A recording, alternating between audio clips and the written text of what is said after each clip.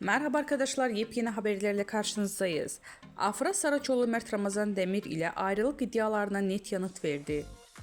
Afra Saraçoğlu Paris Moda Haftası dönüşü Mert Ramazan Demir ile yaşadığı ayrılık iddialarına son noktayı koyarak açıklamalarında bulundu. Ünlü oyuncu Afra Saraçoğlu Paris Moda Haftası'nı döndükten sonra İstanbul Havalimanı'nda gazetecilerin açıklamalarında bulundu. Son dönemde adı Mert Ramazan Demir ile yaşadığı ilişki hakkında çıkan ayrılık dedikoduları ile gündeme gelen Saraçoğlu bu iddialara açıklık getirdi. Saraçoğlu yeni projede olan Abi dizisinde başrollerini paylaşacağı Kenan İmirzalıoğlu ile arasındaki yaş farkı hakkında sorulara da yanıt verdi. Genç oyuncu yaş farkının ilişkiye engel olmayacağını vurguladı. Demek sevildi ki bu kadar konuşuldu. Yaş farkının bir problem olacağını düşünmüyorum dedi.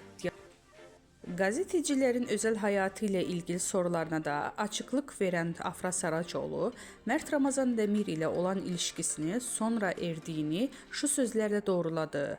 Artık bitti gitti. Bu açıklamasıyla ayrılık iddialarına son noktayı koyan